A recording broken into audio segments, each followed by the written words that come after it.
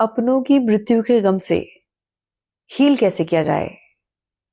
दोस्तों, एक बहुत संवेदनशील विषय है और मुझे लगता है कि मानव होने के नाते हर व्यक्ति को हीलिंग कैसे की जाती है, साथ ही साथ इस डर से कैसे ओवरकम किया जाए, ये आना ही चाहिए। अगर मैं अपनी लाइफ की बात करूं तो मेरी लाइफ का बिगेस्ट फियर ये था कि जिन लोगों के साथ मेरा आत्मिक रिश्ता है, अगर वो मुझसे पहले चले गए तो मैं कैसे जी पाऊंगी। पर मैं ईश्वर की आभारी हूं कि आध्यात्मिक दृष्टिकोण से जिस तरह से मुझे मृत्यु को समझने और कैसे हीलिंग होती है और कैसे फियरलेस होकर जीवन जिया जाता है, इस मृत्यु को स्वीकारा कैसे जाए, जब ये सीखने को मिला तब मेरे मन को सुकून मिला। आज इसी नियत से आप सबके साथ शेयर करना चाहती हूँ कि हम सबको हीलिंग कैसे होती है वो आनी चाहिए और फियरलेस कैसे होके जिया जाए वो भी सीखना बहुत जरूरी है। 3 स्टेप्स हैं, उन्हें समझना और इम्प्लीमेंट करना बहुत जरूरी है अगर हम अपनों की मृत्यु के शोक से हील होना चाहते हैं। सबसे पहला है रियलिटी को फेस करना है, दूसरा रियलाइज करना है, रिलीज करना है। सबसे पहले जब हमें हमारे घर में कोई मृत्यु होती है तो ये समझना है कि उस समय हम ब्लैंक हो जाते हैं और सोचने समझने की शक्ति पूरी तरह से क्षीण हो जाती है। हम समझ नहीं पाते हैं कि अब जीवन में आगे क्या होगा। उस समय हमें खुद के साथ कंपैशन के साथ पेश आना है, एक छोटे बच्चे की तरह। हमें खुद की हीलिंग पर 100% फोकस देना है। हमें यह समझना है कि हर धर्म में हीलिंग की एक पर्याप्त व्यवस्था की गई है और इसीलिए शोक का एक समय दिया जाता है, 13 दिन, 40 दिन। उस समय हमें फोकस सिर्फ ये करना है कि जो हमारे भीतर है वो कैसे बाहर आए। तो अगर हमें रोना आ रहा है तो हमें रोना है, खुद को अलाउ करना है। जो भीतर है वो बाहर आना बहुत जरूरी है, अपने इमोशंस को सप्रेस नहीं करना है।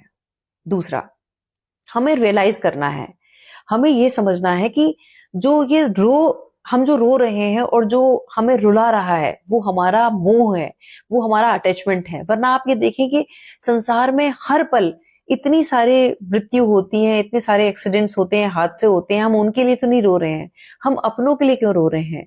हमारा अपनों के लिए रोने का कारण ये है कि उनके साथ हमारा मोह और अटैचमेंट है, क्योंकि हम अपनी बॉडी कॉन्शियसनेस के साथ अपनी लाइफ को जी रहे हैं। जब हम सोल कॉन्शियसनेस से जीते हैं तब हम समझ पाते हैं कि ये सब कुछ ड्रामा चल रहा है और ये जो भी कुछ हमें रिश्ते मिले हैं वो टेम्परेरी मिले हैं। इसीलिए रिमाइंडर के तौर पर हमें नियमित अच्छे सत्संग से जुड़ना है, ऐसे दिव्य आत्माओं को सुनना है जो इस क्षेत्र में बहुत अच्छा काम कर रही हैं, जैसे कि प्रेमानंद जी महाराज, जिन्होंने अपने इस दिव्य कार्य से करोड़ों परिवारों को हीलिंग दी है। वो अपने सत्संग में ये बताते हैं कि हम मृत्यु लोक में हैं, देर सवेर हमें इस बात को सहजता से स्वीकार करना ही होगा कि मृत्यु निश्चित है।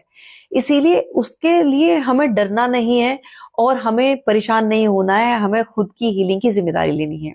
सिस्टर शिवानी इस विषय पे बहुत अच्छा काम कर रही हैं, कर्मा थ्योरी उनकी सुनना है। और कहने का मतलब है कि हमें अपनी लाइफ का एक इसे पार्ट बनाना है अच्छे सत्संग को। जितना हम सत्य के नजदीक रहेंगे उतना हम फियरलेस होंगे और उतना ही जल्दी हमें हीलिंग भी मिलेगी। तीसरा है रिलीज करना।